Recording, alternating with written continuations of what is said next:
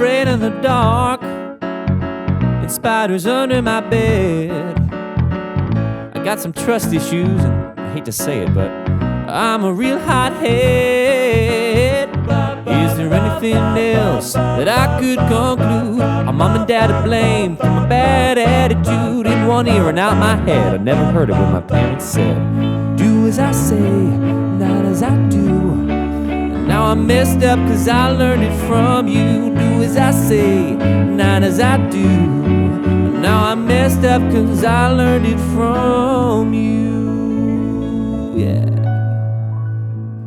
Yes, I said I would make you lunch. No, a s'more is not a sandwich. Just wait. Oh, parenthood. Am I right? Here we are, episode 3 of I Learned It From You, and I hope you've enjoyed the first 2 as much as I enjoyed putting them together for you, though I mean, all I did was record this introduction, and then I sat down with the guests and spoke to them. But there are some other people that really deserve a lot more of the credit. You got my main man, Brett Mercer, out there editing, mixing, producing this whole thing. Honestly, I would not be doing this podcast if it wasn't for him, because I don't want to hear the sound of my own voice any more than you do. Now, that said, I know I have a smooth, sultry voice. That's probably one of the reasons you're listening to the show. Nonetheless, I'm my own toughest critic, and I don't want to hear it any more than I have to. So big thanks to Brett Mercer. Then you got the man who's put together what I think is one of the best theme songs, transitional musics. He's got the end credits going. Brad Goff. That song is just, I don't know what else. I'm speechless regarding that song. It's so great. It's got a little bit of Randy Newman vibe, but it's dark, and I love it. That song is one of my favorites. It's up there with the likes of Pen Pals or Dumb People Town. And I think it's, I mean, maybe I'm biased, but I think it's a little bit better. Brad Goff did a terrific job with those. And then the graphics. The only illustrator I will use is Michigan native, LA resident, Trevor Smith. He is absolutely the best. Make sure you give all those guys a follow on the social medias. You can find their info on on the episode's info page. I believe Brett Mercer is at Brett_Mercer_. I think Brad is at brad.goff.music, and Trevor is at Hey Trevor Smith. So now you can look to the info of the episode, and it'll be there in writing. But I also just told you, because I'm a giving man. Also, want you to know, I understand that the interview audio quality hasn't been the best. I'm trying to figure it out, trying to get the right way to have the guests record locally rather than going straight through Zoom. As far as the video goes, that's what it's going to be. Zoom is going to be it until I get these in-person interviews going, at which point I'll have some nice cameras. And here we are. I told you what I'm going to do. I'm going to start telling you stories about my life with my parents, about my life with my kids as a parent. I know that there's a little bit of a water stain on my shirt. I don't care. I'm excited. And the spit and saliva is just running down my beard because I am tickled to be here doing this thing. It's episode 3, and I'm going to tell you about who the guest is. I'm very excited about it. We've worked together in the past, and I think it's a wonderful conversation. That said, hold on, I got a little production thing over here going because I'm super duper professional. I'm going to tell you guys about a story about my mom. This one just pops into my head, and it kind of, it's similar to the story I told you last week about me not putting things away. This one took place a lot later in my life. I was probably 16 or 17, and I'm gonna be real with you. I am not in therapy right now. So these, we'll call them confessionals. We'll call these confessionals, are going to be rather therapeutic for me because I am not under the care of a licensed mental health professional, though I probably should be. A lot of stuff going on up underneath this head of hair. That said, my mom and I don't have the best relationship. She's mean. She's mean when she's drunk, and she's drunk most of the time. However, I haven't spoke to her in a little over a year, and I have it on good authority from my brother and sister that she's sought help and been sober for about a quarter of the year now. So if that is true, good on you, Mom. That said, this story happened, so let's get into it. I was a prick. I was a prick growing up, as most kids are, especially teenagers going through that hormone phase. I mean, it's like when Captain America got shot up with that super soldier serum, but it was like a bad batch. You're all finicky and your voice is changing and hair's coming in. And now I think is the case for boys and girls. But that was the case for me. I was just a prick. I cannot stress how much of a prick I was growing up, and I was real sharp-tongued. I was very quick-witted, and I would always come back because I never thought I was wrong. Here's the thing. My mom, also very similar in that regard. Defensive, will spit that venom right at you, which has been the case for me in my adult life. That is why we don't speak as much. Spits that venom right in my face. Anyway, 16, 17 years old. I don't know what it was. She was just very upset. She came into my bedroom when I was downstairs in the living room, and all of a sudden she just yelled and she goes, "Zachary, I told you to pick up your goddamn room. Your floor's a mess. Your bedroom's a mess." And I go, "Mom, basically the floor is just one big giant shelf. Why should I clean it if it's just going to get dirty again?" And then she came out to the living room and she looked at me and she just did that mom thing where she like, the eyes were burning fire at you. Like, if looks could kill, these probably wouldn't have killed, but they'd have burned my skin very similar to a strong sun on a summer day. It would have burned my skin, but it wouldn't have killed me. And she looked down and she did this thing whenever she was mad. She would shove her tongue into her bottom lip like she had a huge fucking dip of skull. And then she would just be like, and she would move it back and forth while staring this heat ray at me. And she just looked at me and very calmly says, "I hope to God, when you grow up, you have a son who's as big of a prick as you." And I thought that was an overreaction. To this day, I think that was an overreaction. Maybe I'm wrong. I don't know. I probably should have just cleaned my room. But she didn't need to call me a prick. That said, I have illustrated a number of times I was a prick. So maybe she could have been a little more creative than telling me something I already knew to be true. Joke's on her. I did grow up to have children, but technically I am my daughter's stepfather, which if you think I'm any less of a parent because of the word step in front of it, you can tie an anchor around your ankle and jump into a large body of water and drown yourself, because I love those kids. They're my favorite kids. They're my favorite people outside of my wife, and for all intents and purposes, they are my children. I'm raising them as such and wouldn't have it any other way. And that is how I will speak of them moving forward in this podcast. But back to my mom, jokes on her. I didn't have any biological kids, and my daughters are just the sweetest little things in the world. However, they are getting to an age where their hormones are kicking in, and I'm sure that I'm in for a hell of a ride. But that's this week's confessional, okay? Again, we're going to be calling these confessionals, and that is this week's. I'm very excited, as always. I'm excited to talk to all the guests because they're my friends, and honestly, when I try to just text with them for no reason at all, it kind of fizzles out. I'm not good at carrying a conversation unless there is a topic at hand. So here we are with our first guest that actually has children himself.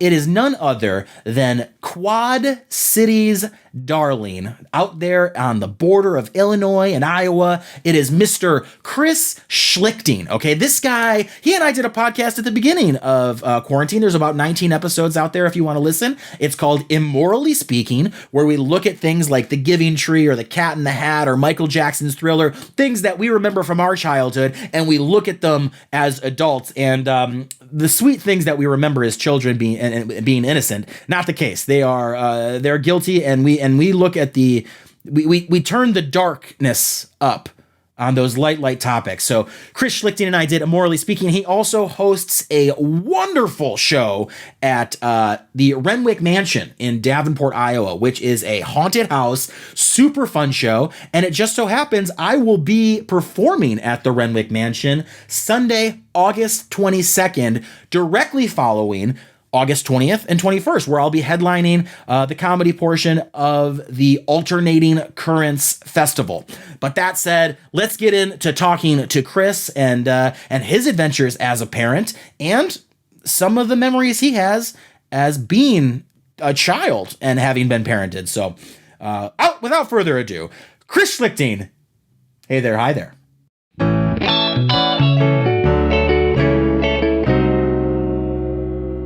Hey there, hi there. Oh my gosh, that's a blast from the past. I am here with Chris Schlichting. Neither of us are podcast pioneers, but our first foray into a podcast was together on the, albeit short-lived, critically acclaimed Immorally Speaking. Chris, how the hell are you? Zach, it is so great to see you again. I just got done with the bookshelf in my office for all the awards that we won for our last podcast. And hopefully it holds up because those are some heavy trophies. And I'm proud of our work, Zach. And it's something that you could always go back to. I have. With the Dr. Seuss news, I went back and re-listened to that one. We broke that bad boy wide open.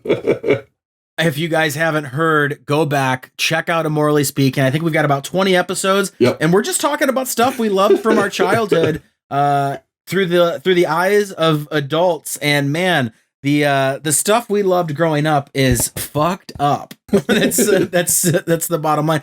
But here we are today on I guess another child education type thing. This is I Learned It From You, where we talk about how our parents may have zigged when they should have zagged in raising us. And I mean, Chris, you're our first guest. I don't know where you have children as well, so that'll be an interesting insight to dive into. How is everything going? Are your kids? I mean, I know we're in mid-pandemic. Mm-hmm. Are your kids in school? Are they doing birthday part? Like, what's going on? How are you guys handling it? So this podcast concept may be difficult for me as I'm the perfect parent. So for me to tell you about mistakes I've made, zigged when I should have zagged, if you will, as you said, I'm going to have to make up some stuff, Zach, because I tell you what, my kids are model citizens. They never get in trouble. Obviously, you make up whatever you want, but I know at least one of your sons follows me on TikTok, and I sent some messages, and I asked him for his thoughts on it. So you make up whatever you want. But from the mouths of babes, I got the inside scoop. And I know you're on TikTok for comedic content. I'm on TikTok simply to monitor my kids' TikToks. That is all. Well, that's how we have to monitor our kids nowadays, is like through social media. That's not how our parents used to do it, because social media wasn't around. We're in our mid-30s, and social media wasn't around. Our parents would go through we would our journals, if we had them. Couldn't really go through our phones. Like, the only way parents could go through and dig into what was going on with their kids was to try and talk to them. And my parents just that we did not have discussions. And as a result, I wouldn't say we're the closest family now. A, because my mom and I don't get along, but B, because my dad's dead. So it's like it's hard. Damn it, I knew that B was coming, Zach. The only way I have any relationship, I talk to my dad through I talk to my dad more than I talk to my mom, and my dad is dead. But every year for his birthday, I'll just pull out a Ouija board and I'll be like, "Hey Dad, how's it going?" And I always, good. You know, I'm like, I'm always just making it the most optimistic things. That's how I talk to my parents. How do you talk to your parents? Do you have any? Did you have discussions with them? Was it more along the lines of the supernatural? Like, well, how did the Schlichtings do it with you, Chris? Well, it's funny when you were mentioning your dad with the Ouija board. I'm glad you laughed, because if you didn't laugh, I'd been like, uh-oh, we're getting in some weird places. But thank you for cutting that awkward tension with some laughter. Still drinking that tequila, buddy. Everything's happy on this agave. Okay, I have a good relationship with my parents. They currently, this is no joke, they currently both have COVID, so I have not seen them in a while. Yeah, so they are isolating. They seem to be doing okay. Where do they think they got it? Who knows? Maybe a Sears? grocery store run. I don't know, because I'm vaccinated as an educator. I got both doses, so I'm good to go. How did that go? It was okay. The first one, I definitely had some, some issues. I felt really sick. I felt like I obtained the virus. So I was kind of down and out and reluctant to get the second one, but I did. It wasn't as bad. So now, besides my eyes randomly bleeding like every other hour, I feel pretty good. No major side effects. Well, I have it on good authority from our friends Dane and Sarah over at the Renwick Mansion. You're also just sneezing in people's faces. That's what you're doing now. That's what I've heard. So yep. It was the same thing, Zach. When I turned 21 in college, I would openly, whenever a cop came into a bar, I would hide my drink like I was underage drinking. And then when they asked, were you though?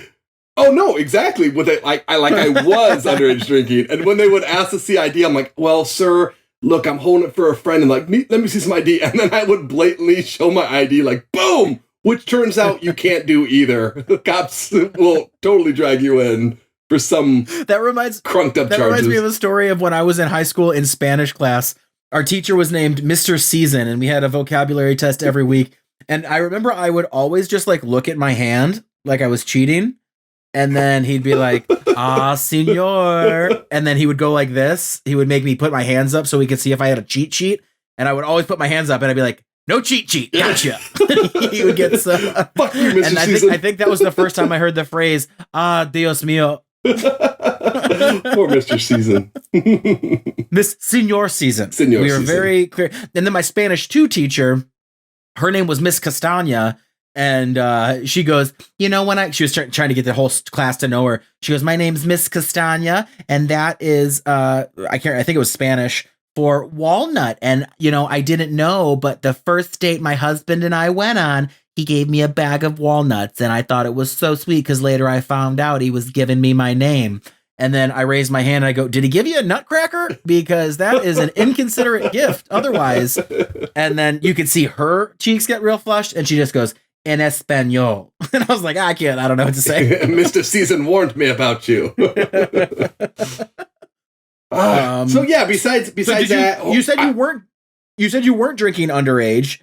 No, but that was kind of my way. Did you drink underage? I did, but I was a late bloomer. Zach, yeah, I was heavily involved in sports, and here's the thing, I wasn't a good athlete, so I needed every advantage I could, and drinking and partying did not coexist with that. I hated those kids that would party all night, never practice, and then show up to the game and score 3 or 4 touchdowns. Meanwhile, I had to work my butt off to maintain any sort of decency on the athletic field. So I never drank until probably my senior year, which involved me and my older brother, a couple of girls, and Zimas. I hate to admit this, but it was Zimas. And Zach, I'm not done. They also had Jolly Ranchers in them to soften the blow. Yeah. Nobody likes drinking a clear malt liquor.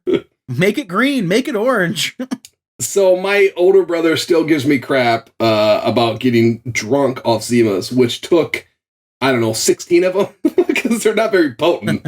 That is a recipe, though, for stomach rot.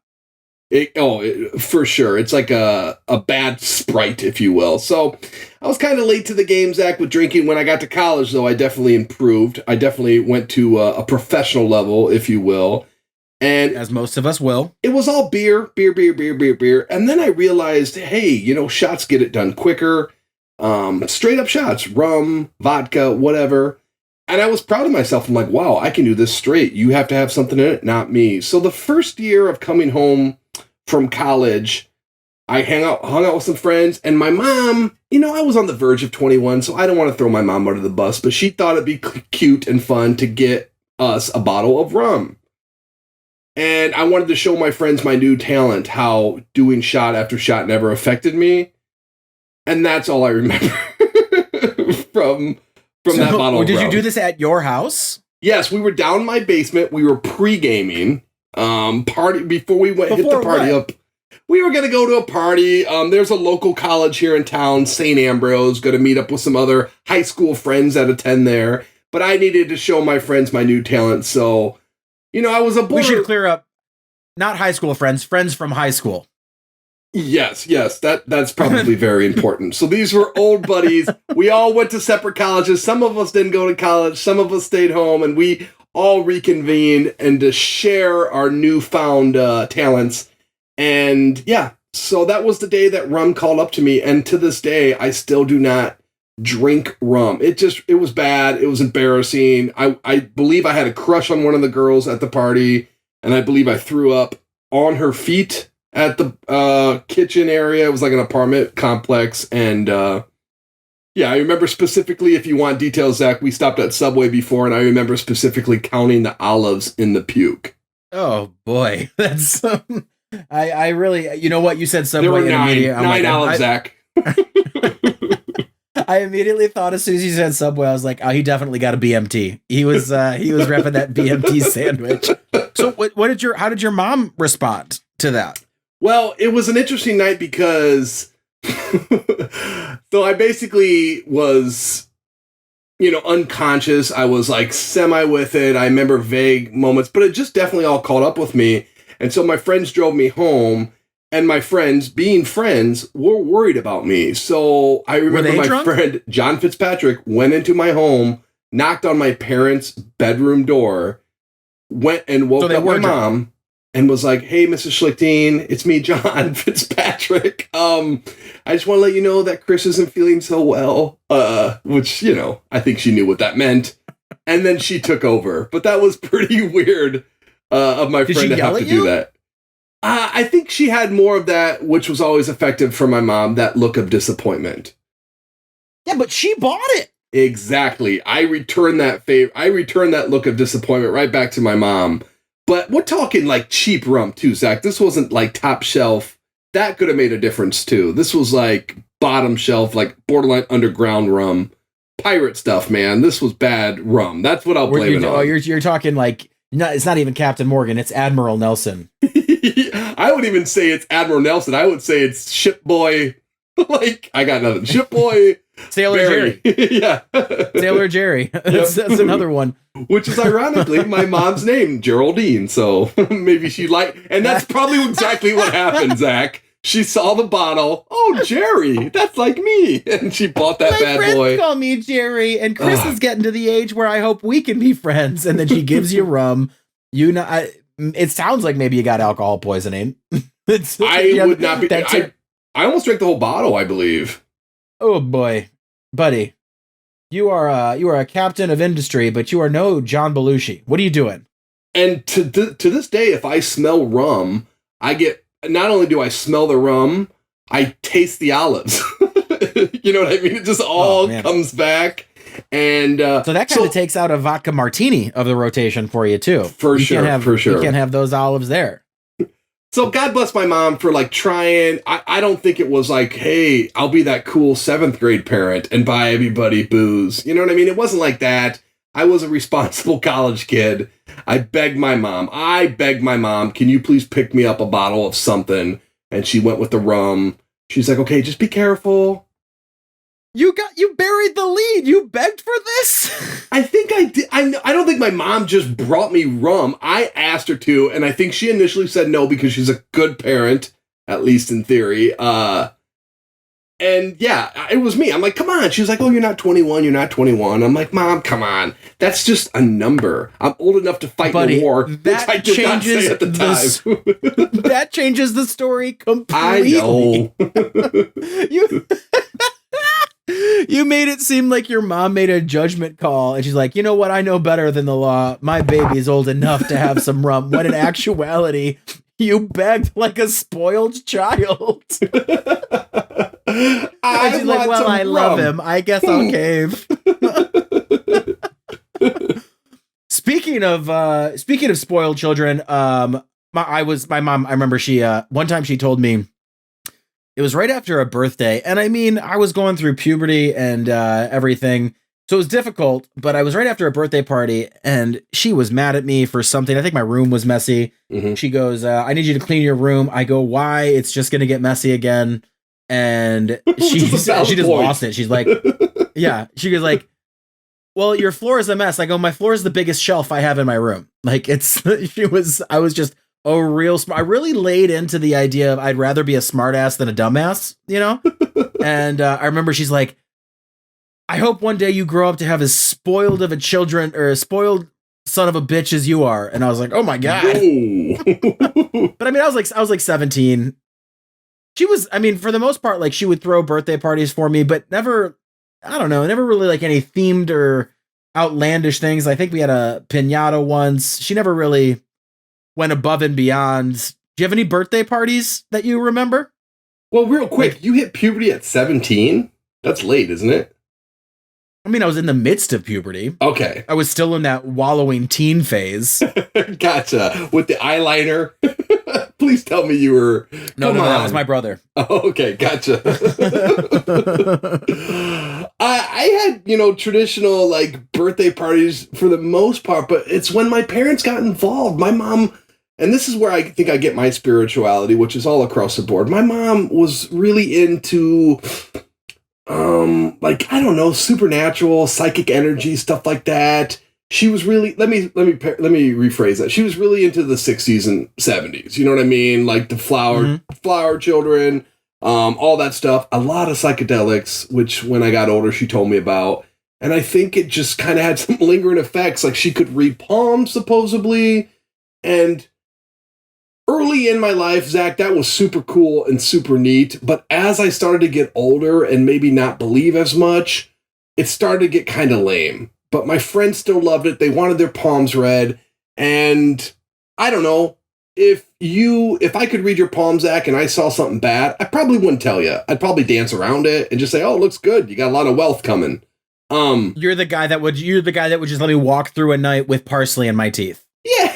I honestly, that is so me. I would leave. I got food in my teeth, and you wouldn't even tell me. I'm the exact opposite. I will look at you and be like, "Hey, you got a giant booger hanging out of your nose," and because I would you'll be embarrassed in the moment, but you'd rather get rid of it, right?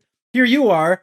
Oh, you're gonna die by a train accident on your way home tonight. I could take a different way, but you're like, nah. You got a lot of wealth coming. You mean my kids do because of inheritance? But for some reason, I don't know why. If you told me I had a giant booger in my nose, being my friend, I would still be so mad at you. I'm like, how dare you judge me? And even though you're protecting me, I'd be like, Zach, fuck you. How dare... Oh, you don't get boogers? You never get boogers, Zach? I would be so mad at you. Like, if you had a booger, I'm not going to tell him. He can deal with it on his own. So we definitely are coming through two different spectrums there. If you told me you're going to tell me I have a booger, you don't get boogers, Zach, I'd be like, no, I get boogers, and I get rid of them, Chris. Okay? And then but if you came at me for trying to be helpful, I would get real defensive, and we would get into, a real catty passive-aggressive argument. Here's what I would do. I'd be like, oh, Zach, it's so great to see you. And I'd come in for a hug, but it'd be an awkward hug where I, for some reason, brush my arm across your nose. I would do that for you rather than let you know that you have a booger. Because I don't know. It's just my thing. Rather than just tell me I have a booger, you would just punch me in the face? Because I know you, Zach. If I told you that you had a booger, you would definitely say something sassy like, I know. You would go into a bit about boogers. Nope. I would be like, oh, thanks. And then I would get rid of it. Bullshit. If you told me I have food in my teeth, you would see me put my tongue into my lip, go all around my teeth, and then I would show my teeth. You'd be like, did I get it? I would. And that's as far as I'd go, because then I would, even if you didn't get it, I'd be like, yeah, it's gone. Can we please talk about whatever again? Buddy, I would lose my goddamn mind if you told me that I got it. If you told me that the food was in my teeth, and then I did a swoop of the tongue, and then you said, no, yeah, you got it. And then I went and someone's like, hey, you got some parsley in your teeth. I would, through the party, over the music, I would be like, Chris! Like Mr. Wilson trying to get a hold of Dennis the Menace. You know, I would... Oh my God. And then I would try to explain, we'll move on, but then I would try to explain to you that was new food that you obtained through a later bite. That's not my broccoli stem. But you would like my mom, because my mom did not hold back. She read your palm. She would let these third graders know, hey, it's not going to look so well for you in high school. Like she would say, was she could right? see your love line, your wealth line, your popularity line. Look at you looking at your hand now. And there's also a lifeline, and that would tell you when supposedly you would die. Now, she's never read her kids' palms in terms of the lifeline. She doesn't do that. And that's just But she has. You look at the line and you know, she knows. I think if she's read your palm, she knows what your lifeline is. I don't know. She might, but she claims she has not. Look at your hand. I want you to look at your hand and tell me there's no hidden line. There's no like, oh, I'm just going to rub my finger here and it'll appear like it's a scratch off lottery ticket. It's all present. It's all visible. I know. And that's kind of like where, as I got older, I'm like, Mom, what the hell? You're giving exact dates. Like the line tells you July 5th. It tells you July 5th. It's like, oh, well, you just don't believe. I'm like, I don't believe, Mom. Can you stop reading the kids' palms at the birthday party? You're like, Mom, you're telling Timmy in the 3rd grade that he's going to die on July 5th, 2023. How do you know that? And she's like, oh, that's when I put the contract out on him. Like your mom is just hiring assassins. Yeah, like she would fulfill her own prophecies just to be more credible, I guess you could say. But or it was Zach. Anytime I'd bring a date home, which was a lot, I'd bring a girl home, and you know, as the night based ended, on that whole throwing up on her shoes in the last story, it really sounds like it. I wasn't drinking rum, okay, I was calmed down, but my mom would let me know. Oh, I don't like Susie's aura. She would read auras. Go ahead, give it to me. What? I threw up on a girl's feet. I should never talk to me again. You said I wasn't drinking then. I was like, no, it sounds like the only thing you were drinking was your mom's Kool-Aid. Like, what? She really believes in these energies. For sure. Basically, it was like a male version of what is that? Carrie. It was like a male version of Carrie. My mom was basically the male version of Carrie. They're all gonna laugh at you. I'm like, Mom, I puked on a girl's shoes one time. So auras. So she could read auras. She'd like you because I believe I inherited some of that, and you've always had a good aura. From the day I met you outside of the freight house, I was like, this guy seems fun.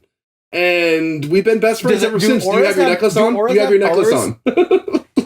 What'd you say? Do you have your necklace on? Your best friend necklace that I gave you. You don't. Where it is? Is it in your shirt? And I also have some crystal beads. Yes, you do. My mom would crystal bracelets love those. Do auras have energy? Like, do auras or energies? Do those have colors? Do you read the energy signatures? Yeah, it's basically just how you seem. Like bright colors mean positive person, friendly person, and then dark colors, grays, or even like whites can be considered like possible evilness or some sort of like dishonesty. At least that's kind of the vibe that I get from people, and it usually ends up being fairly accurate. It's like you're not glowing right now. It's just like an energy that comes in. I don't know. And now I sound like my mom. I am drinking the Kool-Aid. I may not be glowing, but I am glistening because I've got a spotlight on and it is hot.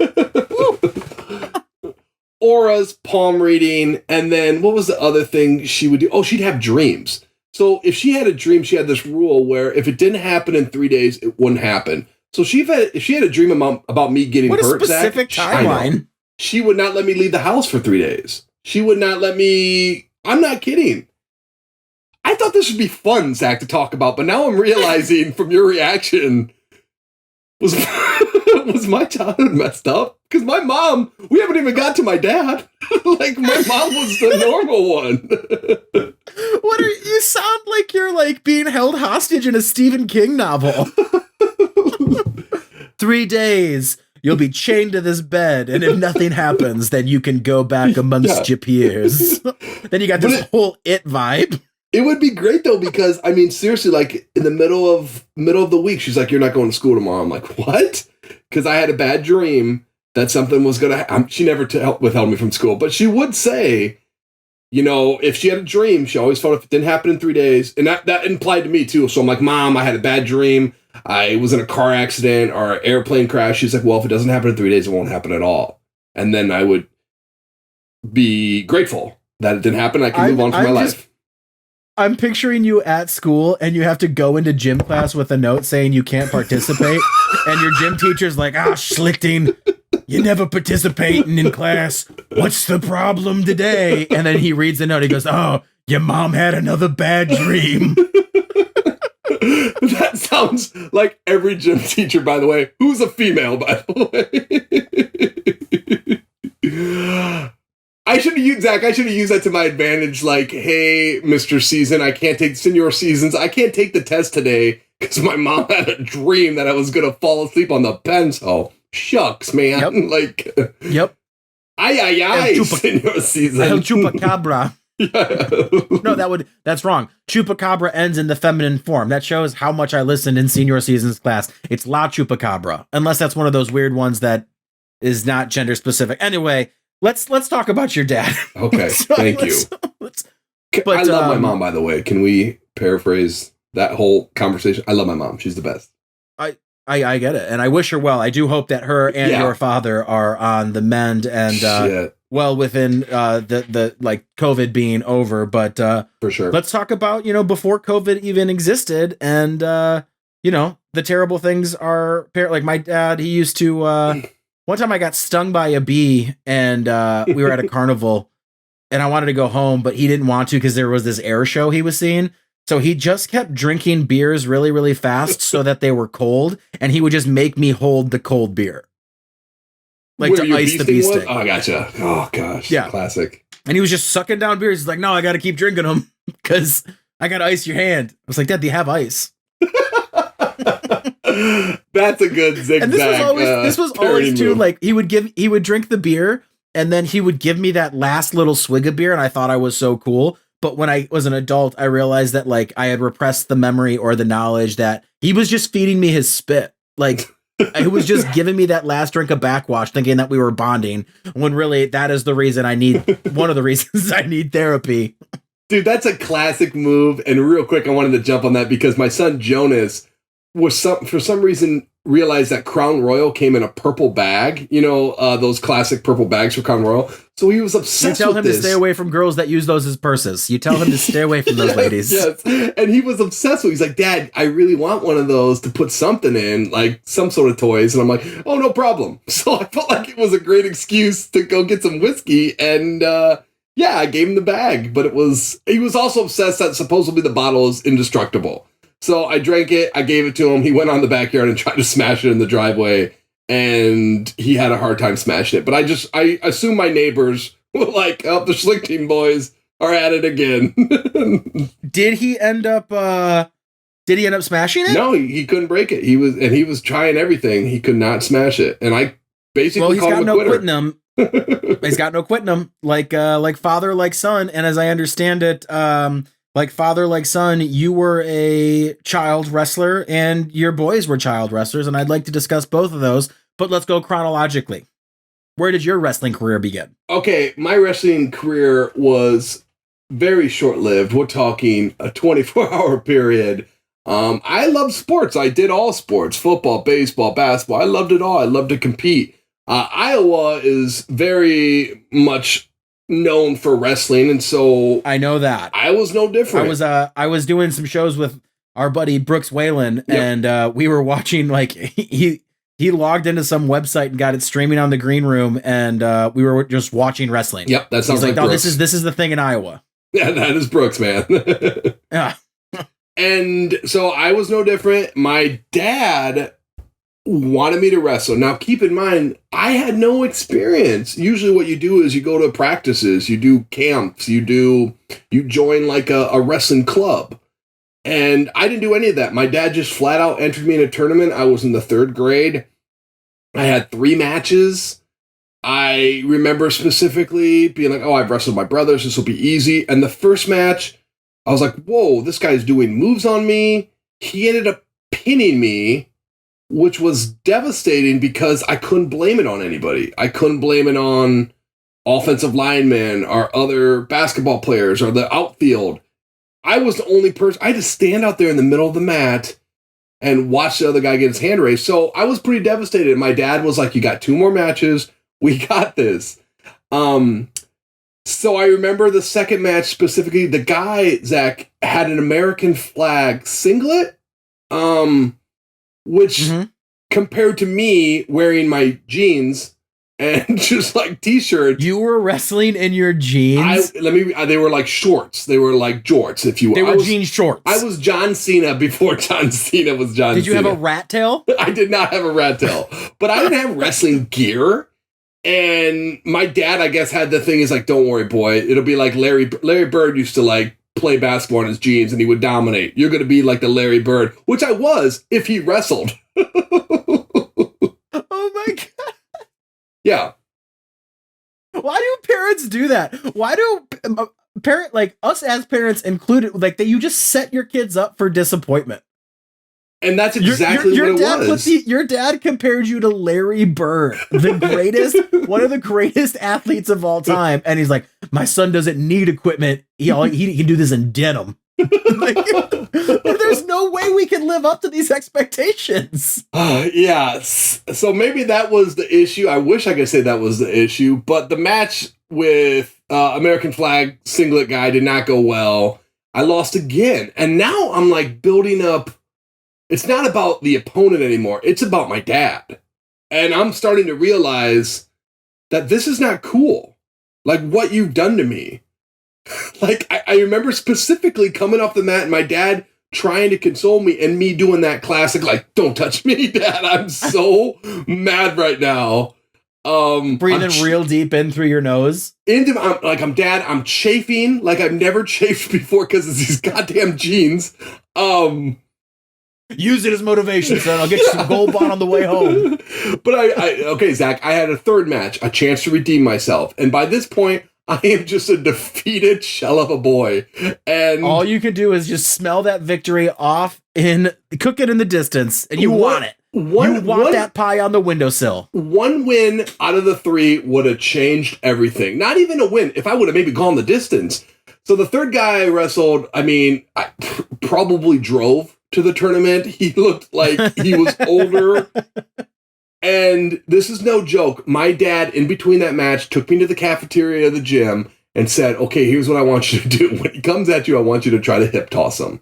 Which is you don't do that necessarily in wrestling. You do it maybe in self-defense or something. And so I came at this guy straight up, like a statue, just came at this guy. Flipped me over, pinned me, and it was like something like 8 seconds. It was like a new tournament record. He pinned me. It was the fastest pin in that. No joke. Like balloons came down. They like right there on the mat. They celebrated him. But technically, I'm still part of that record. Devastating. Record-setting wrestler Chris Schlichting.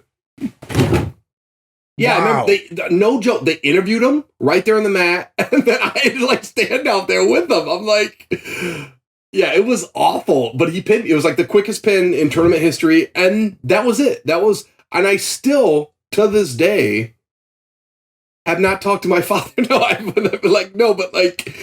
I never wrestled again, and I'm not saying I would have been a great wrestler, but if I could have just had some sort of inkling on how to deal with losses or what even to expect.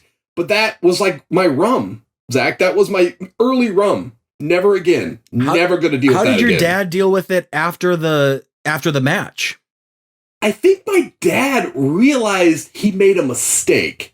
So at first, and I've been there with my own boys, and I'm realizing that now as I'm telling you, where I think he thought I was a diamond in the rough. He thought I was going to be the next Larry Bird of wrestling. He really did. I really feel like he believed that.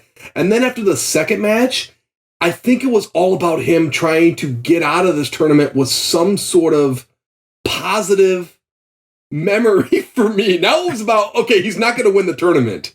He's not going to win this tournament. There's no way. I have to maintain fun for my son now. And it didn't happen. And I think he realized, yeah, I made a whoopsie there. He couldn't talk to me, never talked to me about it. Yeah, it still haunts me. It does. Little did he know that forcing you into that 3rd grade wrestling tournament would have you wrestling with this disappointment for the rest of your life. And when you ask me to like think of memories, like that one automatically comes out. But as I'm sharing it with you, boy, it still feels raw, Zach. I'm not even doing this for emotional effect, like or trying to be goofy. But do you want to know on the flip side of that? You told me that story, and as you're telling me that story, I remembered something that I haven't remembered in 20 years. No, I'm 34. So it was 25 years. I was like 9, 10 when this happened. About my age. I was in karate. I was in a lot of tournaments, sparring and such. And my dad enrolled me in this one tournament at Michigan State University, which was statewide. And I got second place. I went all the way to the finals and lost by 1 point. And I got a real big trophy that was taller than me at the time. And he also bought me a keychain, pair of nunchucks that I had lost. And Emily, my wife, had recently found online and bought for me because I told her about them, which was very sweet. But honestly, that's a story of me winning and my dad, like me making him so proud. And I don't remember it. I didn't remember it for 25 years. So at least you do have this memory. Like I was like, that's just another thing. File it away. You've got this thing at the forefront and it's a beautiful memory. Memories, I don't the best agree memories, with you. the best stories are the ones that I don't agree with you. I don't agree with you. Like people always say, I have no regrets in life. It is what it is. If I had a time machine, I wouldn't even use it. No, I wouldn't do that tournament. Or I would do something else. I would last longer. I mean, Zach, and honestly, I'm not tooting my own horn, Zach. Maybe I could have been great. But we'll never know. We'll never know. We'll never know. I don't like that idea that people are like, if I had a time machine, I wouldn't use it. It's like, you wouldn't go the 15 minutes forward to have your frozen pizza done. And honestly, I said that like it's a common expression. Zach, I've never heard it. I've never heard it. Like, I don't know why I said that. But it worked. It worked. That should be an expression because that is. You wouldn't use a time machine even to, like you said, get your pizza done quicker? But I think it's like you're so satisfied with your life. It's a great little, I think it's called an idiom. That would be a great idiom. But I'm surprised it's not more. How did your boys get into wrestling? Did you shove them into that ring? I did, but it didn't come from a bad place. It came from, you guys wrestle all the time at home. You guys are aggressive. Let's get you on the mat. Honestly, Zach, it was a way for me. It was me thinking, hey, wrestling practice, I think is, in my opinion, some of the hardest practices. How about we go to practice and tire you guys out, and so you can go home and go to bed. And then tournaments happened, and the thing is... It sounds like this could have easily been the rationale your dad used. I'm going to tucker him out so he gets a good night of sleep. That's true. Or make myself cry myself to sleep every night for 16, 17, 20. How old am I? Yeah. There is nothing more exhausting than after a good cry. So that is true. Maybe my dad was thinking very, very long term. But yeah, my boys wrestled. They'd win some, lose some. They were good. They were average. It was cute. You know, it was really cute watching these young kids wrestle, which sounds awful. Can you edit that out? But you know what I mean? I won't. I won't. I think it's important to the context of this story. We're going to have a contract. That was really weird. But I think you know what I mean. Just me on a wrestling tournament with my mustache. Which kid is yours? I don't have any kids here. Please edit all that out. No, I come to these tournaments at least once a year to remind of lost glory from my days in the 3rd grade. Sir, that's fine, but please put some pants on. All right, so and quit twisting your mustache like you're a villain. Sir, the spectators aren't supposed to wear singlets. Yeah. And, you know, the one thing that's great about my boys that I had was I was flat out honest with them. I lied a lot about other things with my kids with sports-wise. But I always told them, hey, you have a better wrestling record than I do. You have a better wrestling, because as soon as they won a match, I'm like, you have won more matches than your dad. And maybe that's a cardinal rule that you should never admit weakness as a parent. But I was like, you guys are doing way better than I ever did. I'm proud of you. And I use that. Did you wrestle, like, before they, like, outside of tournaments and everything, would you wrestle them at home? Would you let them win? No, I never would. I mean, that's the great thing about twins. I mean, they would just wrestle each other. I never really, that's how much I hated the sport. Like, and even like friends, like if you punched me in the arm at like a party or you wanted, if let's say we got drunk and you wanted to wrestle, I hate that shit. Like I love Dane Moulton. If I punched you in the arm, it's because I found out I had parsley in my teeth and you didn't fucking tell me. Okay? That's why I'm punching you, Chris. That's the only reason. I just hate, and I played football and stuff, but like, you know, I watch Dane like wrestle people, like we'll all get drunk and want to wrestle. And I'm like, no, I don't want to wrestle. I don't want to do that. You know what I mean? I just don't like to do that because what could possibly stem from? I don't know. I just hate it. I get a bad taste in my mouth with that. So I don't do that. I don't necessarily do it with my boys. I'm very affectionate, but I don't like roll around on the floor with them or punch them in the arm or anything like that. So I'd get them in these tournaments. It would just be me rolling solo. Emily, she supports all the kids, but the tournaments are long days, Zach. They're like 6 hours, morning to afternoon. And I would be running from mat to watch Tommy wrestle, and then I'd run over to watch Jonas, catch the end of that. So I was all over the place. So one day, my boys, my 7-year-old boys, were like, hey, Dad, can we wrestle each other? And me, for some reason... tournament. Yeah, we were like, Dad, we want to wrestle each other. We think it'd be fun. And for some reason, me having visions of, like, glory or, like, brotherhood or, like... I don't know what I was thinking, but for some reason, my 7-year-olds convinced me. My 7-year-olds, did you hear me? My 7-year-olds. And I was like, that sounds like a great idea. Did you talk to your wife about this? Yeah, and she was like, okay with it. And I go, they'll be fine. Because you know what? I believe I dropped this line. Win or lose, they're still brothers. And we'll get a... Oh my God. I know. Like I said that. I think I had... Hey, babe, we're giving them real good lives. Honestly, I think if they had a time machine, they wouldn't use it. Yeah, man, let's make that a staple. I love it. But I just, and like, honestly, I kept having this vision, Zach, of Tommy beating Jonas or Jonas beating Thomas and the other brother taking the other arm, like and lifting his brother's arm. Like, no, he got me. My 7-year-olds. Like, There's 7. Yeah. No, that doesn't. That all right. Go on. I can't wait to hear how this ends. I mean, we were a go. It was, and this is kind of makes it worse, I guess. But this is the same gymnasium where I still have the. Yeah, look at that gymnasium is cursed. I tell ya. Oh my God! So really, you were trying to like. Set a different. If either of your boys were gonna win, you're like, I hope they pin their brother faster than that guy pinned me. Yes. And then we will have 2 Schlichtings in first place and another in second. Yeah. We're royalty in this town all of a sudden. It was the same gymnasium, Assumption High School. And I don't know, maybe it's cursed. Maybe I thought I could cleanse the demons, whatever, that still haunted me. And well, did you ask your mom what the energy was like of the building? I should have. And you know what? She had a dream about this, and I'm like, we didn't wait. We did not wait, Zach. She calls you. Yeah. She calls you right as Thomas and Jonas are asking if they can wrestle. Christopher, I had a bad dream. I had a bad dream that it was just one twin in the womb, and Thomas absorbed Jonas. Like, I tell you what, what, good God, Mom, boys, you can't wrestle. Well, good segue there.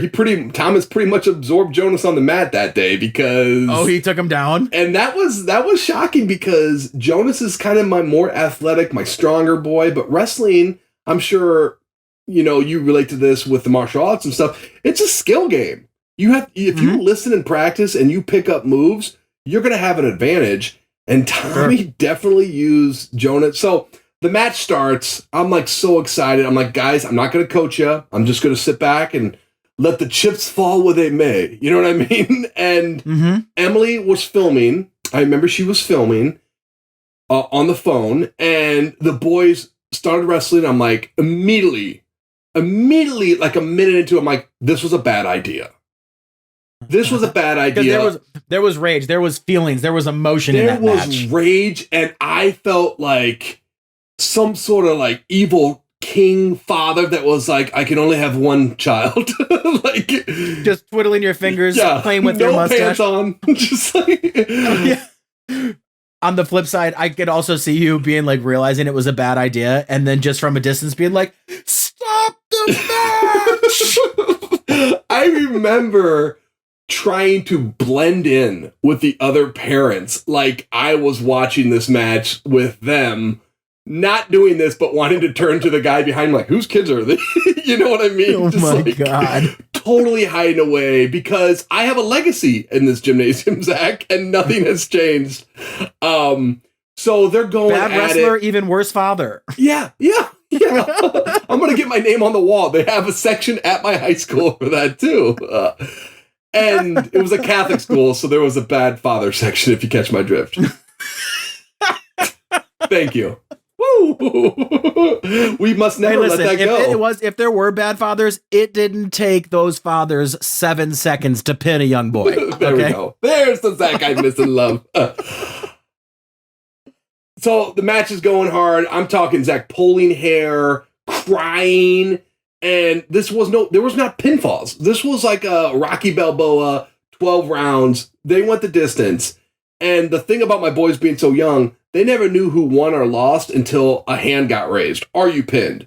So, you know what I mean? They have no idea whose points are what points. It ended up being like 8-4 or 5. It was really close. Tommy won. And Emily, I remember specifically, Emily putting away the phone. I go, no, Emily, film the, what do you call it? The handshake at the end. I'm like, Emily, film the handshake because that's where it's at. That'll be the money shot. And it was the money shot. This is where Jonas raises Tommy's hand, right? Yes. Wrong. This is where Jonas carries Tommy, like, arm over shoulder. They limp out together. They don't want medical treatment. They do a Top Gun high five. Yeah. Oh my gosh. Like, hey, no matter what, I just have. It didn't happen, by the way, but I still have all these cool visions of it. So basically, Tommy won, which was shocking to Joe and devastating. Because when Tommy got his hand raised, I think Joe, you know how they say killers never planned on killing and they just blacked out with rage and they don't even remember stabbing the person 37 times? It was like pure rage, not premeditated. You get lighter sentences for that. You know what I mean? And I never understood that until I saw Jonas's look on his eye. When Tommy got his hand raised, he just saw all this like meat, like available down the side. And he unleashed. My son Jonas punched Tommy in the lower abdomen, dare I say crotch region. And Tommy... There's a video of this, isn't there? Yeah, there is. This is like my claim to fame. This is how... my comedy. This is my comedy video. This is my credit, Zach. I'm the guy. I'm the father. That's my comedy credit, even though I'm nowhere to be seen in the video. So there is a 5-6 second video out there of my son Jonas punching Tommy in the nuts, Tommy falling to the ground, the ref just doing nothing. Which people were like, why didn't that ref do anything? Because I think he knew they were brothers. It said Schlichting down their back on their singlets. Sure. And I never get embarrassed at all, Zach. I'm a comedian. You're a comedian. It's hard to embarrass us. That was the most embarrassed I've ever been in my life. And I mean that sincerely. Do you think you were more embarrassed than your father was embarrassed when you got pinned 3 times, one of which setting the record? Yeah, I see, man. You gotta go there. But I was trying to think, have I been more embarrassed? Maybe my dad was, but I don't know why. I was just so devastated. I was so... Because I'm like, oh, these guys are all going to be my buddies. These wrestling dads. We're going to hang out. We're going to talk wrestling. I'm finally in the club. I'm a wrestling dad. And that was devastating. And, I knew as brothers, big deal, not a big deal. They, in terms of their relationship, they were fine. They were hanging out afterwards, sharing a Gatorade. Not a big deal to them. So Tommy didn't retaliate after getting punched in the nuts. But Tommy, being my little theatrical son, hammed it up big time. He laid on the. I remember the video. He went down. Yeah. He laid on the mat, Zach, like he got hit by a truck. He was like, it was devastated. But here's another thing. You know, when I broke that record where I got pinned in 6 seconds, remember when I mentioned that? I feel like the whole gymnasium stopped yet again. There were like multiple wrestling matches going on. Everybody stopped and looked at that again. And I was like, shit, here we go again. I'm getting attention for nothing positive. And again, but here's the silver lining of that. My wife had the video, the short video of that happen. Like, oh my God, you got that. My dad couldn't be there. He was out of town or something. He didn't go to a lot of the sporting events. We shared it with him. He had a Facebook account. I shared it with him on Facebook. It was public. And the next thing I know, my phone, Zach, would not stop buzzing. It went like, I never had a viral experience or anything like that in terms of social media. And it blew up really fast. And I was like, holy shit, this is fantastic. What do I do? Like, how do I milk as much, how do I squeeze as much blood out of this stone, to take advantage of this? And I tell you what, it was the best 5 days ever. And then on day 6, nothing. Everything like stopped and went away, Zach. It was awful. And I kept trying to shoehorn that video back down people's throats, man. Every year your time hop shows you that video's up and you're like, I'm going to repost it, see if I can just get it some traction again. And you know what? You say that like I don't do that, but every year when wrestling season starts, Go ahead. I'm pretty sure I saw it on the 4th anniversary for the first time. I do. I share it again, and even my boys don't even wrestle anymore.